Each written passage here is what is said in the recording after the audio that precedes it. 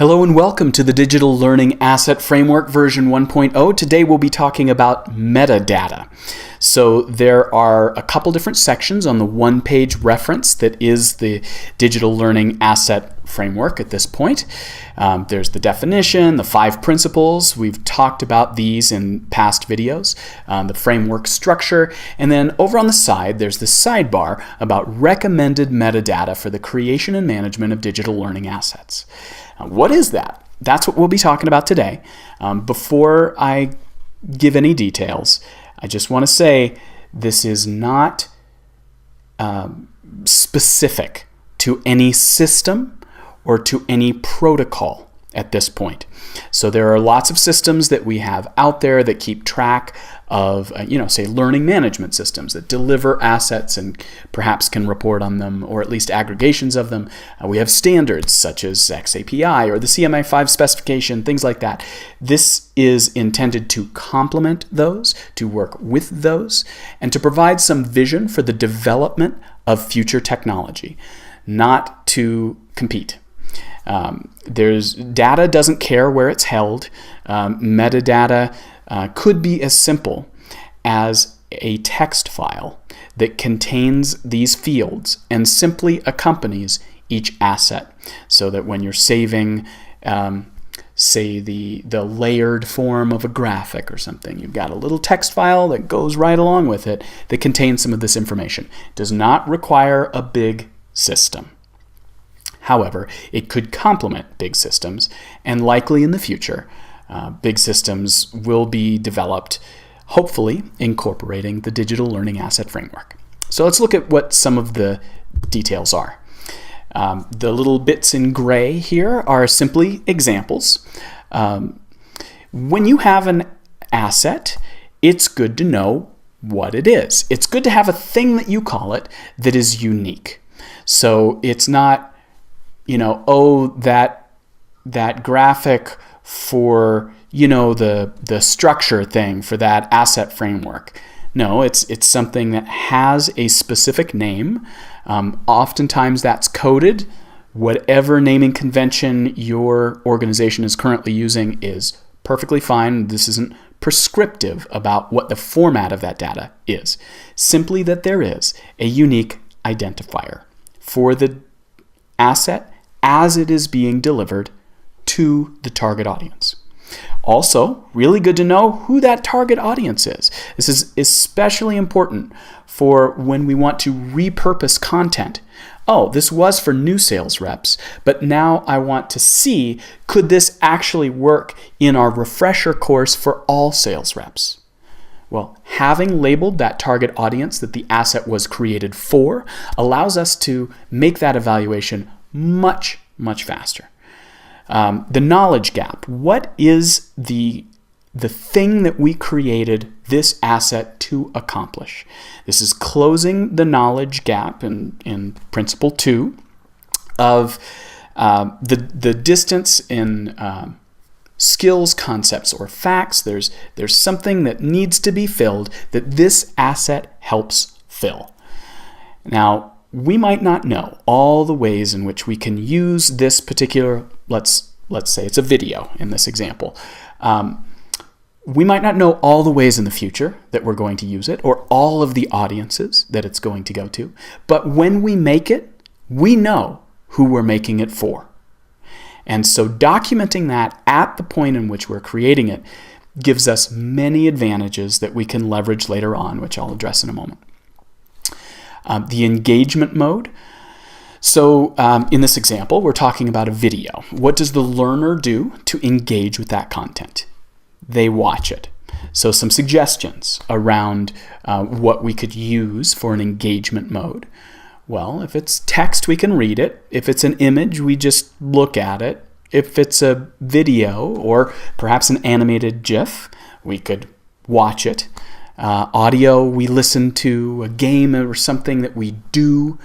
We can label that engagement mode so that we can find, we've got to update all our videos. Which ones are the videos? They're the things that people watch. Let's search for all the things that are the watch engagement mode. By labeling it in terms of how learners interact with it, this leaves it open for other media types to develop in the future that aren't bound to, oh, let me look for the MP4s. Oh, wait, was that an MOV? No, wait, that was a WMV. No, wait, what was it? It was just watch. As for the functionality of the metadata, so this gets back to some of the other principles. Who is it that administrates this content? Now, that might not be something that stays the same for the entire life cycle of the content. But when we make the content, we know. We know who it is that is going to administer the content within the digital learning asset framework. It is best if it's a singular person's name, probably, instead of a department name or a sub-organization name. But if that's what is commonplace in your organization, that could certainly fit here. The original validation date. So when was this approved to go to our target audience to satisfy that knowledge gap? What is the most recent date in which it was reviewed? Hopefully, the content isn't just made and then forgotten about, that there's some maintenance cycle. If that maintenance cycle has already occurred, here's a great place to put that. When the review occurs, let's put the review date in this metadata for the asset. Estimated best buy date. If I'm developing, say, a job aid that I want to use the digital learning asset framework to create, manage, and measure that content of the job aid. And it's referencing a policy that changes annually. I know that that policy won't be good 2 years from now. It will only be good for a year. Let's say it's updated every January. I can put the date that is going to be updated. In this example, I'm saying April 1st. Great. So it's probably going to expire around that time. It's not saying that the asset should be automatically revoked at that time. There's no trigger for a review that happens at that time. It's just a data field that's stored so that we can say, oh, this was best by April. Yeah, last year. So maybe we should, review this again. Usage score, relevancy score, and feedback score. So these are things which are determined by the usage of the asset. They're not things that we can really know in advance. So if the asset is being delivered to a target audience and they are supplying feedback about that asset, then it would make sense to include that feedback in a way that works within your organization. Same with relevance, same with usage. Likely I'll have a separate video about these concepts a little later on. Suffice it to say, these aren't things that you know at the beginning when you make the asset. They are things that you can input later as that asset gets used to help make decisions about future assets. The relational metadata. So when we have, in our video example, we have a video that helps detail a process that we have an assessment question about. Which question? Question number 8. So if at any point we need to revise that video, it would also be good to look at question number 8 in the assessment and determine if that should change as well. Perhaps the right answer hasn't changed, but maybe some of the distractors should change to be made more effective. It's very easy to lose the relationship between the asset that we've created and the measurement of that asset for the learners in our target group.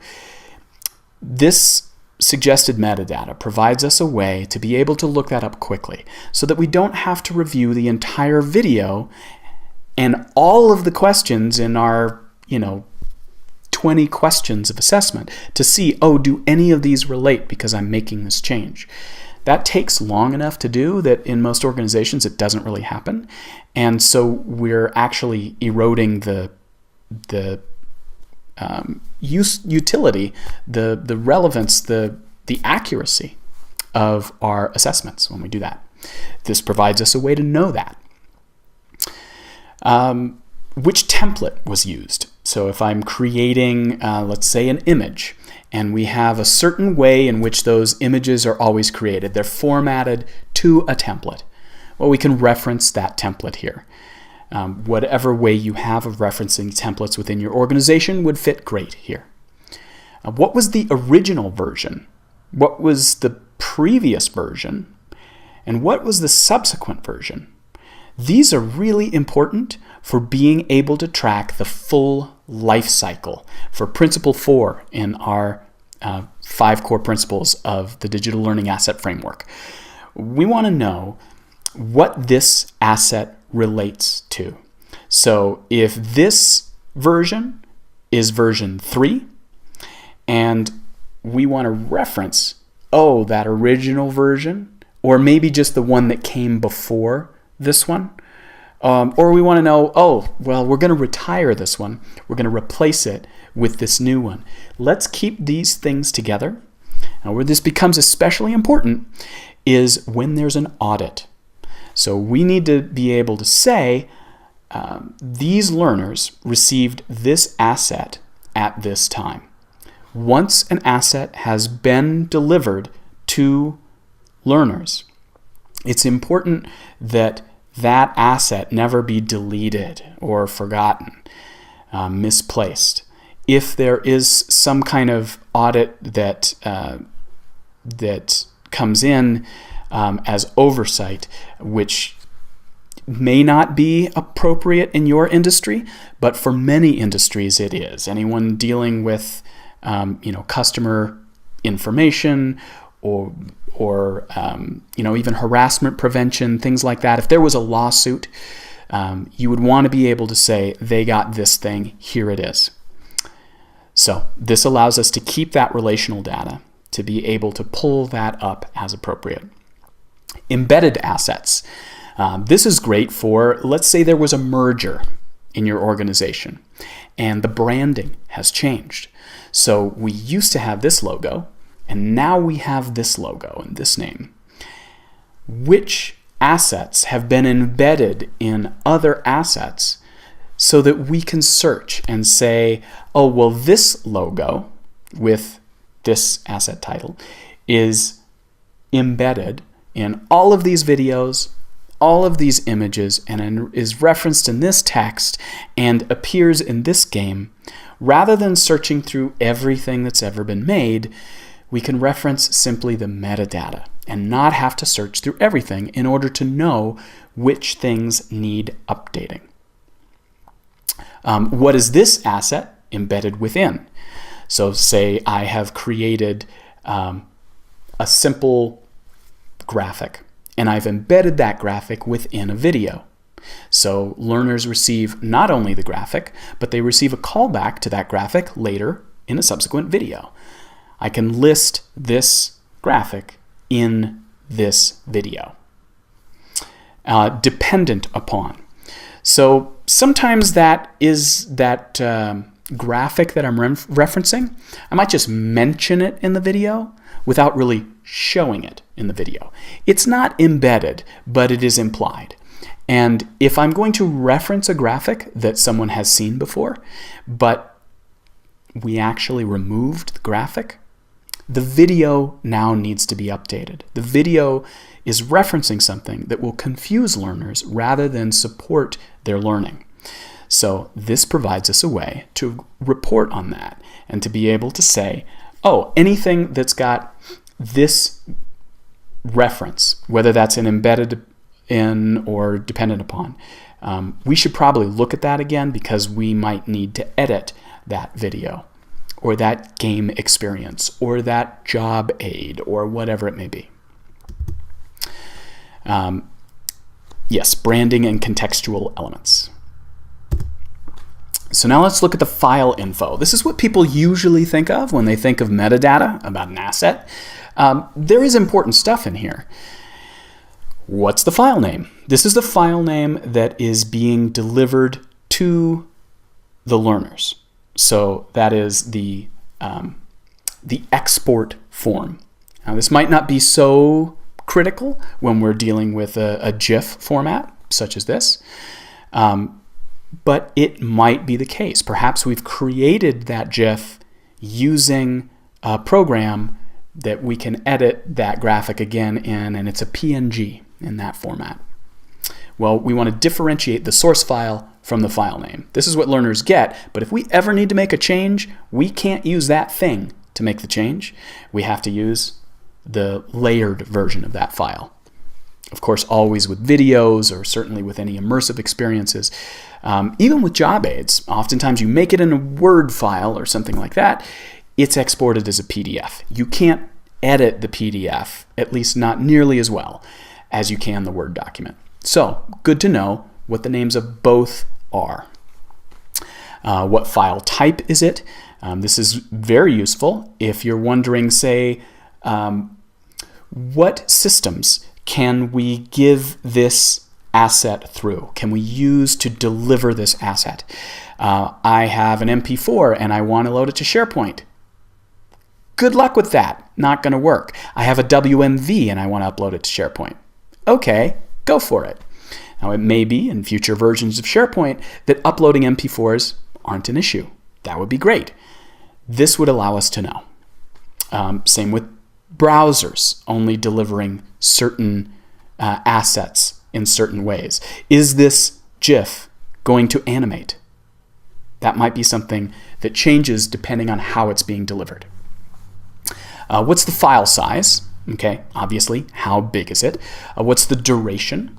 Now that would only really make sense if it's something that is the watch format. So in this case, a GIF, it is playing, it's an animated GIF, and it's 6 seconds long. So it's conventionally called an image format, but it actually does have a duration to it. It isn't a simple image. What was the creation date? What was the modification date? Who made it? These are useful things to be able to reference. A lot of that's stored in the metadata for the file. If you just like open up the file in Windows Explorer or whatever, you can see some of that data. But it's great to be able to track that as well in the same searchable reference that you're using for all of your assets. Again, source file, very important. If you're going to need to make edits, another version of this asset at any time, which will likely happen, you need to know where the source file is. And you know when you make the export of what that learner delivered form is, you know when you make that what the source file is called. Keep that source file name, keep the metadata with the asset, and you solve a lot of problems before they start. That is an overview of the metadata for the Digital Learning Asset Framework. Thanks for all the videos that you've been watching, and I wanted to remind you that there is a webinar coming up on February 28th. This is the timeline for all of the rollout of the Digital Learning Asset Framework. This is something that is new, and we really look forward to your feedback. Anything that you think you have questions about, or that you don't like, or that you wish was added to the metadata here, please keep supplying that content. Leave comments in the video and the website.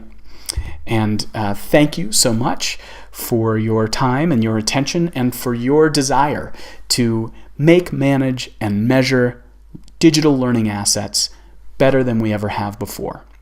A lot of the problems that we'll be solving in the future, we can actually solve for right now. Thanks.